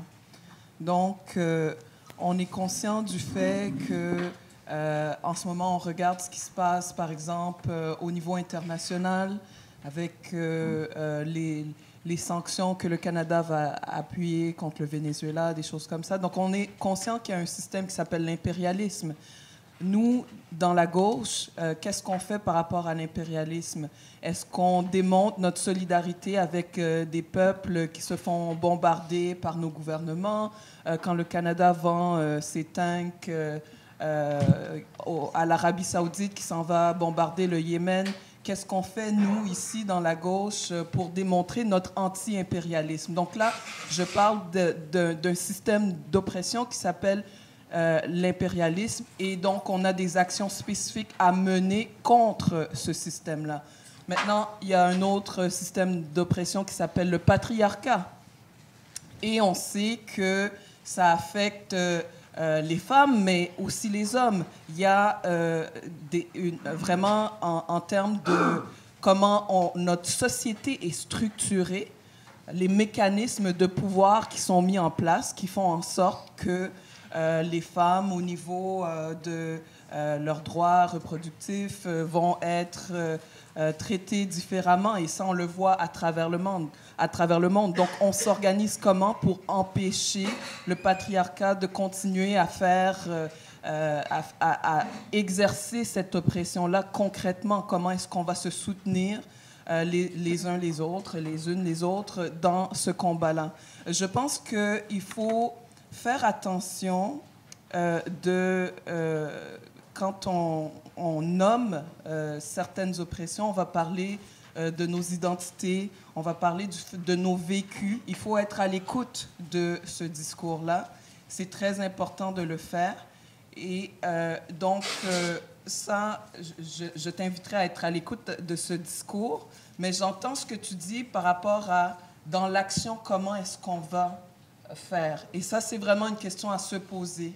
Je suis d'accord avec toi. Moi, j'aime bien ce que Bell Hooks disait par rapport à l'imbrication des systèmes de domination. Donc, elle nommait l'impérialisme, le suprémacisme blanc, le patriarcat, le capitalisme.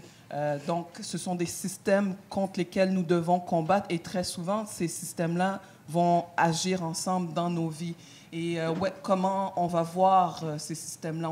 On va voir ces systèmes en action au niveau des guerres, on va voir au niveau de ce qui se passe dans les médias, on va voir que ces systèmes-là vont donner une certaine représentation de certains groupes, des femmes, des immigrants. Donc, on a un travail à mener pour que les médias fonctionnent autrement. Il nous faut des médias citoyens.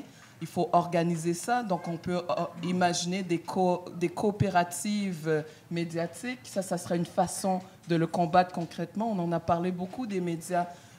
Donc, si on veut aller vers un autre système, nous avons nous-mêmes à nous organiser autrement, autant dans nos groupes communautaires que dans nos lieux de travail. Et donc, c'est vraiment à ce niveau-là que je trouve qu'il y a un travail à mener. Il faut démanteler les rapports de pouvoir actuels et les changer, faire en sorte qu'il y ait une répartition des prises de décision partout où on est, que ce soit à l'université, dans nos lieux de travail, dans nos groupes communautaires. Et s'il faut fonder nos propres médias, il faut commencer à le faire. Bref, il faut agir à ces niveaux-là. Voilà. Je répète, une question a été posée dans la salle. pour démanteler ces systèmes d'oppression, la gauche doit d'abord commencer par elle-même. Il y a au sein même du mouvement syndical, communautaire, dans les partis politiques de gauche, que ce soit le Parti Vert ou nous, des problèmes, entre guillemets, d'inclusion, des problèmes de reconnaissance, des obstacles à l'inclusion. Il y a aussi des exclusions. Alors, comment on fait? Pour mettre de manière appropriée le mouvement en marche, il faut intégrer tous ces éléments, surtout ces minorités. Oui. Je prétends pas que je vais répondre à la question, mais j'aimerais ça donner un peu, comment je pourrais dire, parler un peu de qu'est-ce que c'est le mur de femmes contre les oléoducs et les sables bitumineux, parce qu'en fait, c'est un mouvement qui est né dans toute la question de la lutte contre les hydrocarbures qui se passait, toute cette prise de conscience de l'exploitation des sables bitumineux en Alberta et de leur impact à grande échelle à travers le Canada, que ce soit au niveau économique, social, environnemental, et le transport de ces sables bitumineux-là avec les projets d'oléoducs, dont ceux qui s'en venaient vers le territoire du Québec. Et donc, le mur de femmes est né à ce moment-là. Il y a eu l'organisation aussi qui était de la Marche mondiale des femmes 2015.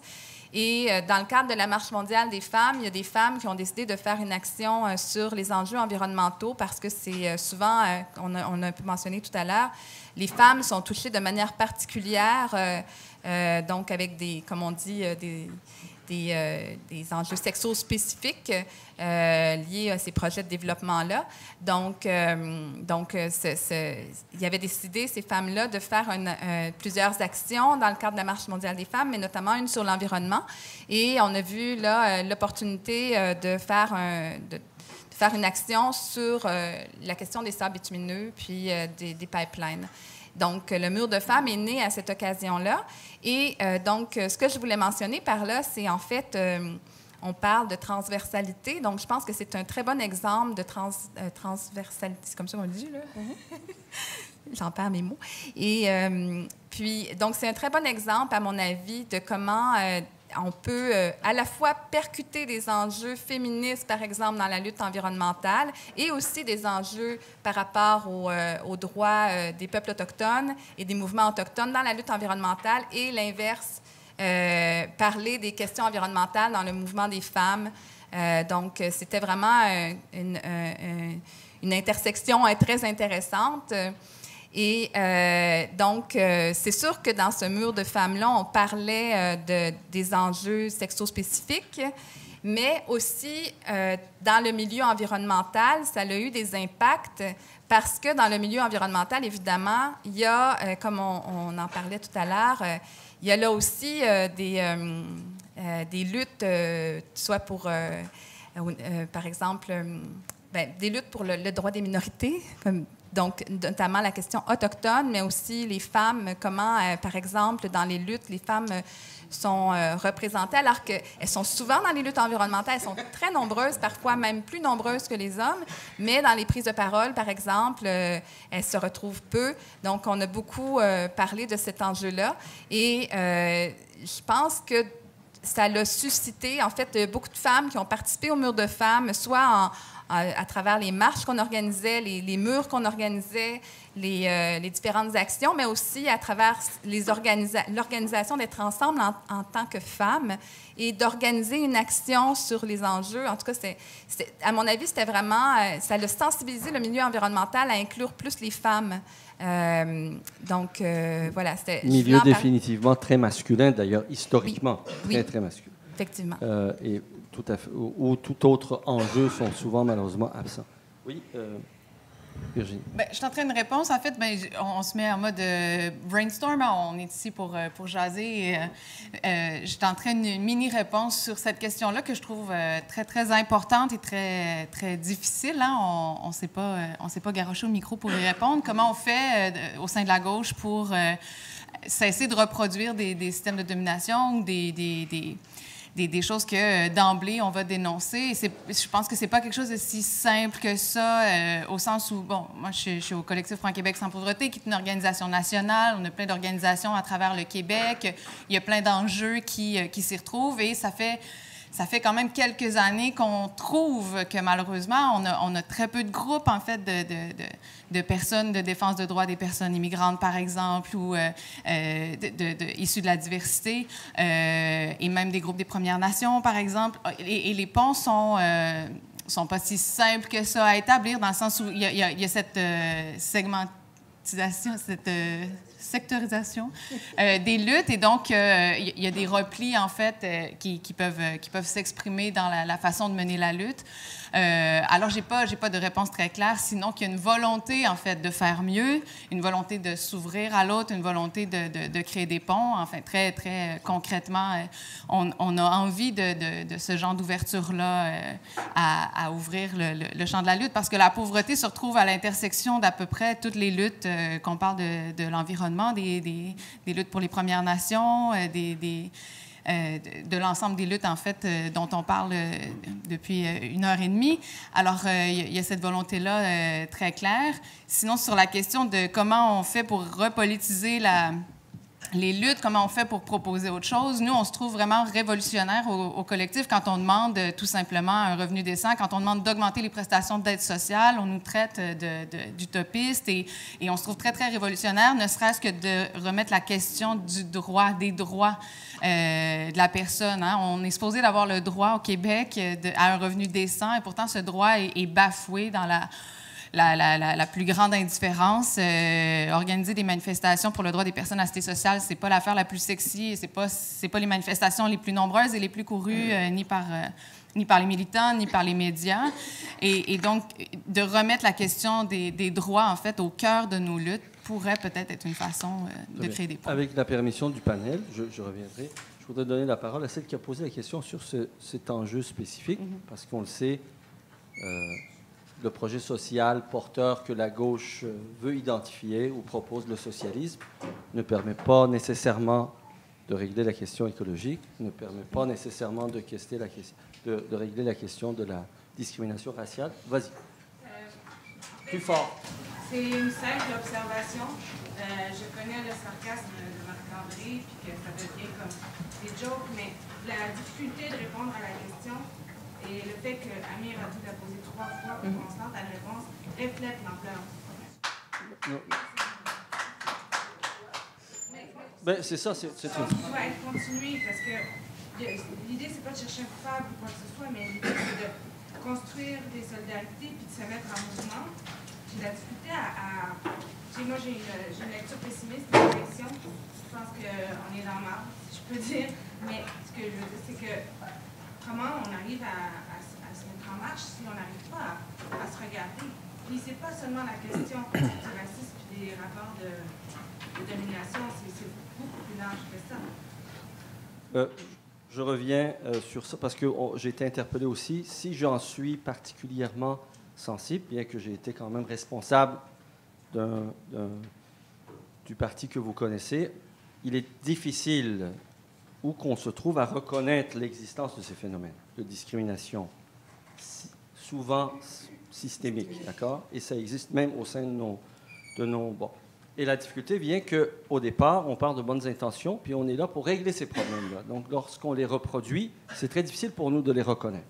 Donc, maintenant, pour ne pas être dans les blâmes qu'on se lance, sur le plan systématique, mettons, dans certaines organisations, vous connaissez des exemples, vous qui avez œuvré dans ces domaines-là, soit comme autochtone, soit comme noir, comment on a réglé ces problèmes dans vos organisations? Est-ce qu'il y a des exemples que vous pourriez nous offrir pour surmonter ça?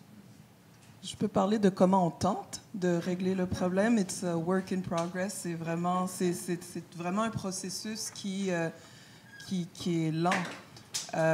Donc, on sait qu'une manière de s'assurer... On parle beaucoup de parité homme-femme et de plus en plus, il est question de mettre des mécanismes en place pour s'assurer de ça, mais on peut faire la même chose au niveau des politiques d'embauche, par exemple, de personnes, j'aime pas l'expression, mais issues de la diversité.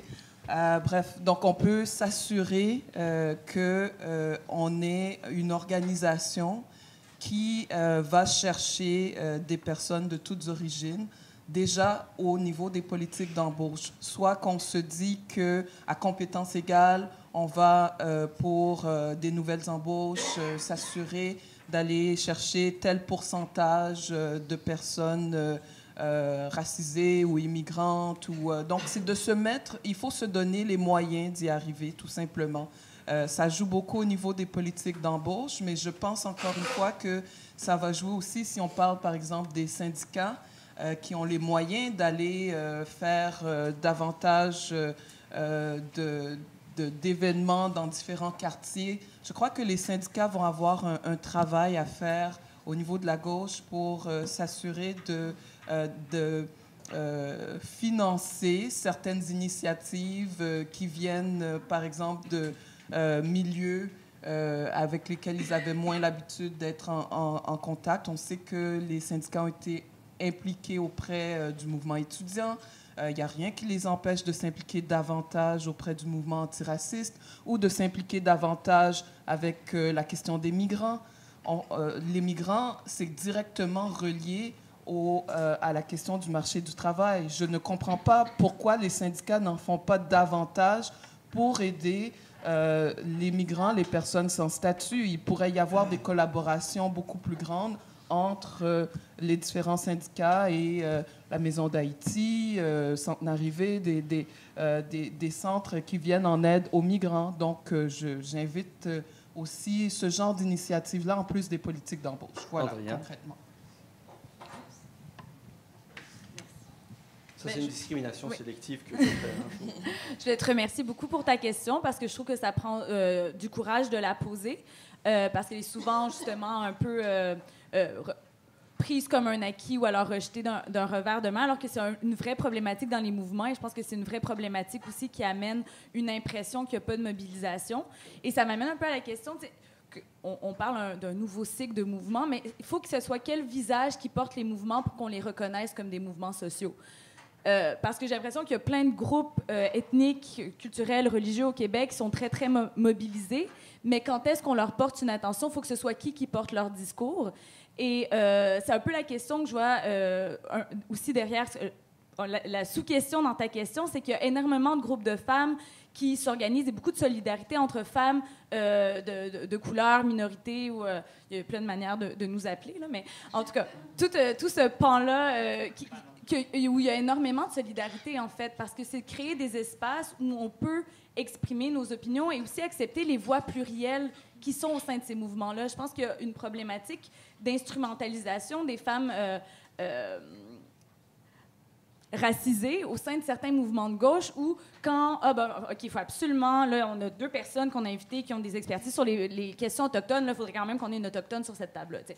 Fait que là, bon, ben, et ça va être quoi l'opinion qu'on va s'attendre de cette personne-là? Il y a certaines attentes de, si tu es autochtone, il y a tout un package deal d'opinions politiques que tu es censé avoir. Et je pense qu'il faut aussi avoir une réflexion critique par rapport à c'est quoi notre instrumentalisation des identités des minorités qu'on invite à des panels ou alors à qui on laisse des places dans des partis politiques ou dans des mouvements sociaux, et surtout pas avoir la prétention qu'on a attendu qu'il y ait des Blancs pour s'intéresser à des questions pour que les gens se mobilisent. En l'occurrence, on parle des luttes environnementales. Je veux dire, c'est pas un nouveau sujet à la mode. Ça fait des millénaires que les peuples autochtones se mobilisent pour protéger l'environnement et respecter le territoire. Là, c'est pas un nouveau sujet trendy parce que ça y est, il y a des groupes qui s'y sont intéressés. Donc, je pense que c'est intéressant aussi de ne pas avoir la mémoire courte dans la façon dont on parle des enjeux pour donner aussi une légitimité à des millénaires de lutte sociale organisée. Et même chose quand on parle du fait que c'est une lutte très masculine, c'est pas vrai dans le cas des mouvements autochtones. C'était une lutte très mixte et en fait très féminine, celle de la protection de l'environnement. Je ne sais pas si ça répond à ta question, mais en tout cas, je trouve qu'elle est très bonne et je te remercie de l'avoir posée. Donc, pour revenir à en fait, intégrer cette sensibilité, ce problème réel de nos sociétés, de difficulté d'intégrer la diversité, d'intégrer la différence, quelle que soit la différence, puis en même temps, conscient du fait que si on doit offrir une chance à l'humanité de prendre sa place dans les structures de pouvoir, à de meilleurs rapports humains de s'installer, il faut quand même bâtir une majorité politique, une majorité sociale, une majorité politique pour conquérir des nouveaux espaces de liberté pour pouvoir mettre en marche un projet d'émancipation, comme ça a été dit. Donc, comment on l'articule positivement? Comment on fait en sorte que les mouvements sociaux, avec des problématiques qui sont segmentées actuellement et qui voudraient s'intégrer dans un projet politique commun, comment on peut mettre ça en mouvement? Il y avait un projet politique au départ, il y a une quarantaine d'années, ou une cinquantaine d'années au départ du mouvement social au Québec émancipateur qui s'appelait le projet national, le projet de l'indépendance. Pour différentes raisons, selon l'avis des organisateurs de ce panel, que je ne partage pas nécessairement, en tout cas, ça a pris le bord un peu, la question de l'indépendance. Le mouvement féministe et la question des femmes a quand même beaucoup mobilisé. Ils ont pris les devants de la scène dans les années 90, début des années 2000, comme mouvement intégrateur des autres mouvements de justice sociale. Vous vous rappelez la marche des pains et des roses, ce n'était pas uniquement une question d'égalité des femmes, c'était aussi toute la lutte. Bon. Aujourd'hui, là, comment on peut faire ça? Est-ce que vous avez des idées à nous proposer sur la manière de mettre en marche un mouvement qui intègre, qui coalesce et qui peut ultimement aussi bâtir une majorité politique?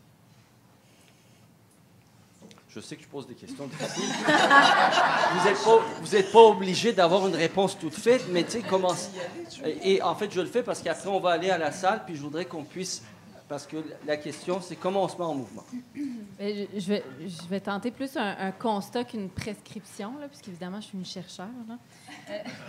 Non, mais en fait, j'ai l'impression que le contexte qui est quand même propice au sens où les inégalités augmentent, la richesse se concentre de plus en plus, puis donc les inégalités deviennent de plus en plus aberrantes. Puis d'ailleurs, on peut lire toute le discours colle à droite sur, justement, bon, les immigrants et les minorités religieuses, tout ça comme une arme de diversion, là, comme c'était, je pense, formulé dans une des questions qui nous était soumise, hein, c'est-à-dire que, justement, à l'heure où, bon, on se fait piller nos ressources, où il faut s'endetter pour maintenir un niveau de vie viable. Donc, c'est facile de finalement aller trouver des boucs émissaires pour, détourner l'attention. Puis, parenthèse, je veux dire, c'est pas nouveau en même temps. Là, la peur de l'étranger, elle a été mobilisée à différents moments dans l'histoire, puis elle est tombée sur elle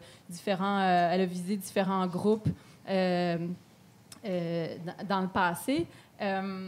Mais donc, dans ce contexte-là, le Québec, je pense, échappe pas donc à une certaine polarisation, hein, du discours et le résultat de l'élection qu'on vient de voir, on peut le lire à travers justement cette tendance-là qu'on voit aux États-Unis avec, bon, la montée de la popularité que peut avoir Bernie Sanders auprès des démocrates.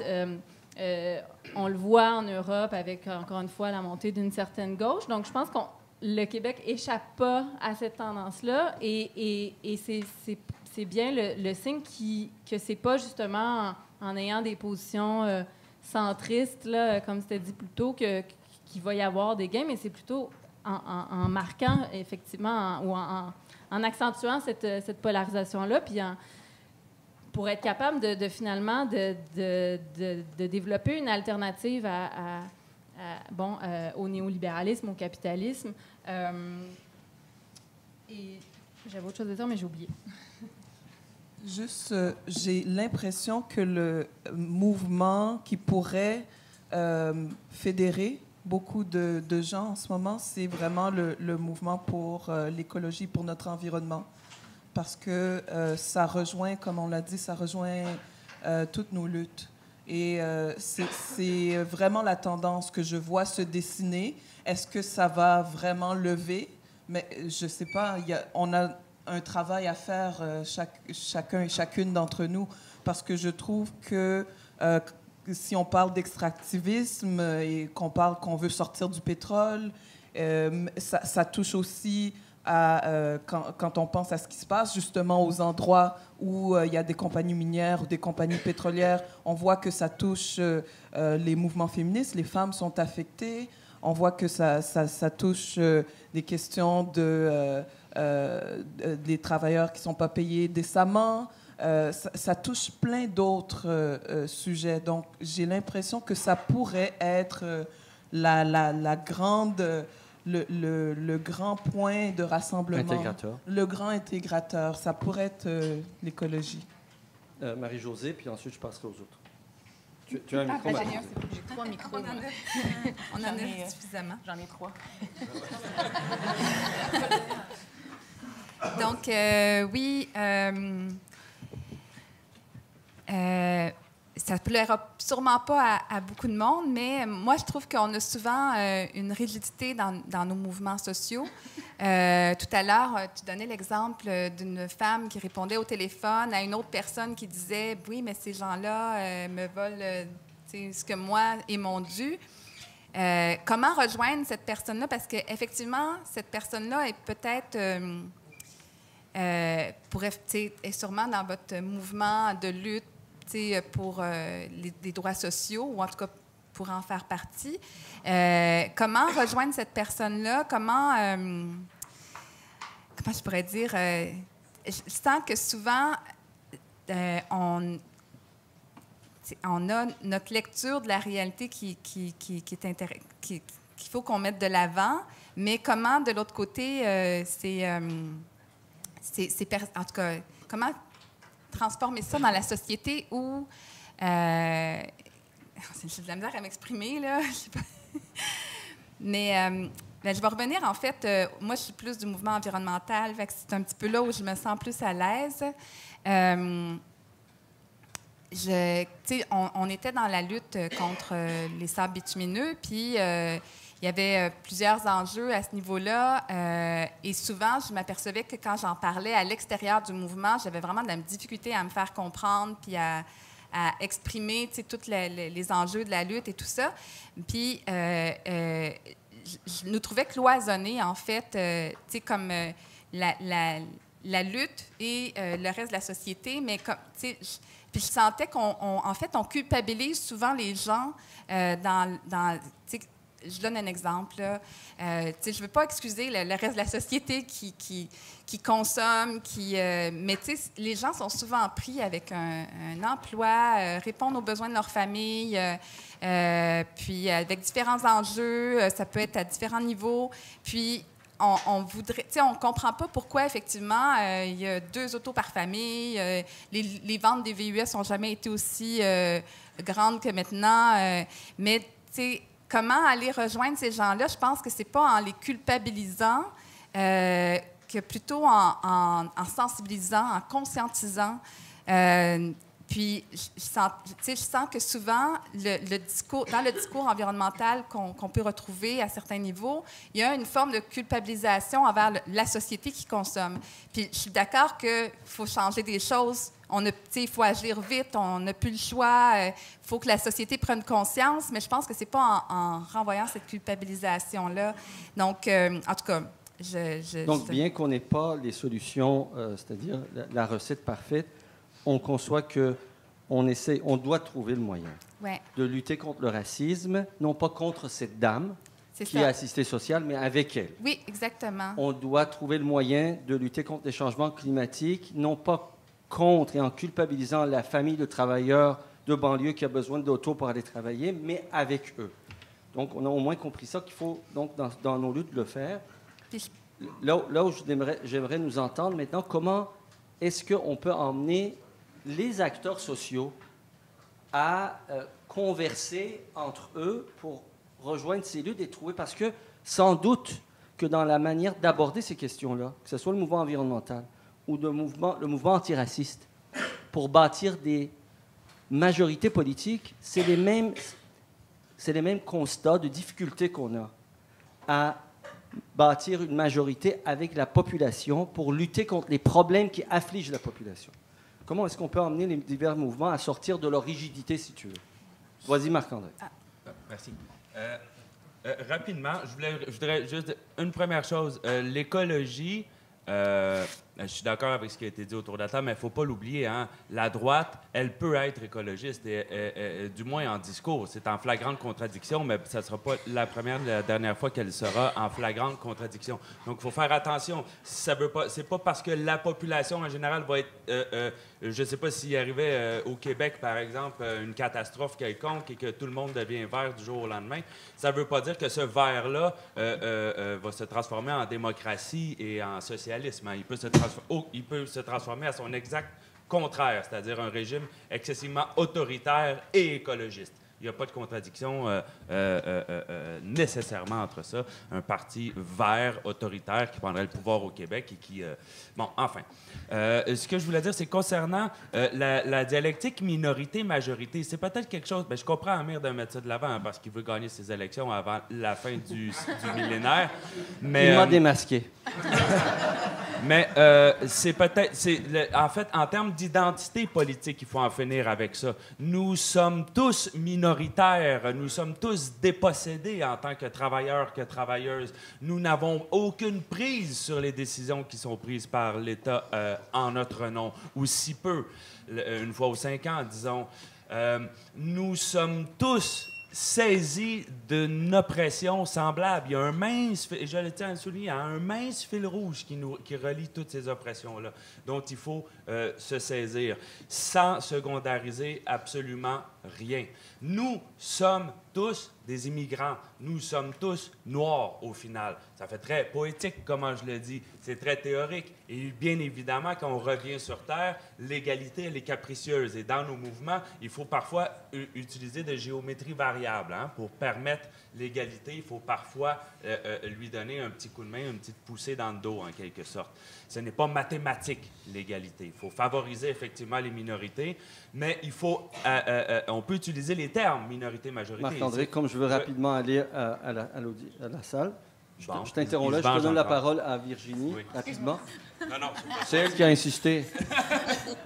Mais je ferais un peu de pouce sur ce que Marc-André vient de dire, en fait, l'écologie, mais aussi la justice sociale. Là, on a beaucoup parlé dans les 2-3 dernières années de revenu minimum garanti comme étant une idée porteuse et tout ça. Il ne faut pas penser que la droite ne pourrait pas se saisir de cette idée-là et d'essayer de mettre de l'avant cette idée de revenu minimum garanti, mais dans une perspective très de droite. Alors, il faut toujours rester un peu...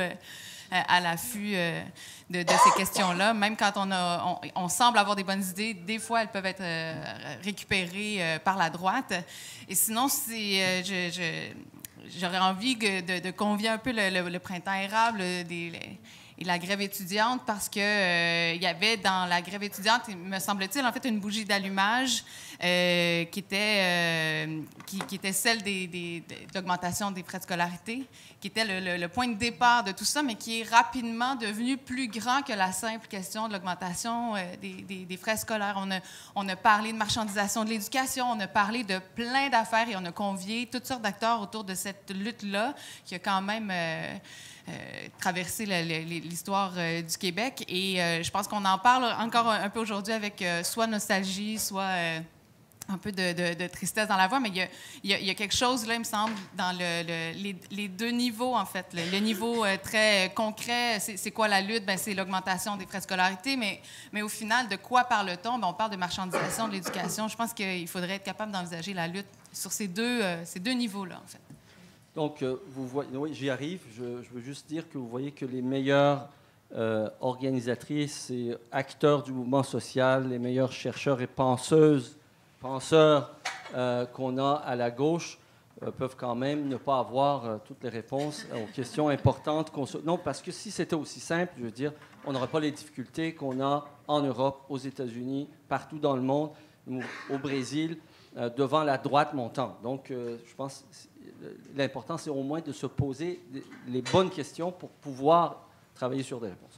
Donc là, oui. Est-ce que je peux juste dire un petit mot sur si tu veux. Oui, vas-y, absolument. Un point que je trouve qu'on n'a pas vraiment abordé, c'est que je trouve que socialement, on a tendance à se déresponsabiliser et c'est un peu ce qui me déplaît parfois de la démocratie, de se dire, bon, ben dans le fond, au maximum, j'élis quelqu'un comme participation politique et je pense que c'est important de voir, pour aller rassembler des gens, il y a déjà beaucoup de mouvements qui sont en marche, mais de donner des outils concret et très pratique aux gens, comment à chacun à leur échelle, en fait, non, ils sont des acteurs de changement, ils commencent à participer par des actions citoyennes. On parle de questions de racisme, par exemple, on parle de questions environnementales. C'est là où encore une fois, je ne te rejoins pas, Marc-André, mais je pense qu'il y a une responsabilisation qu'on doit faire et de donner des outils concrets aux gens pour démontrer qu'il n'y a pas, on est un peu toujours dans l'attente du Messie ou d'un sauveur qui va nous amener des solutions vraiment qui va tout régler les problèmes pour nous, alors que non, en fait, c'est une force de la masse, c'est de responsabiliser les gens par rapport à chacun à leur échelle, leur mode d'action, à la famille qui a 2 voitures, à leur échelle, ils sont capables de contribuer à la lutte contre les changements climatiques, sont capables de contribuer et de les inclure dans le mouvement à leur échelle. Je pense que c'est très important et pas d'attendre un sauveur extérieur ou de nos élus d'apporter toutes les solutions clés en main, dans le fond. Alternative se conjugue au pluriel. Comme ça a été démontré ce soir, on est à la recherche, on n'a pas eu toutes les réponses. Maintenant, je voudrais, de la part de tout le monde ici, d'abord vous remercier d'avoir été patient, remercier Jenny Laure, remercier Julia, Marc-André, remercier Andréane, remercier Marie-Josée et remercier Virginie d'avoir contribué au débat.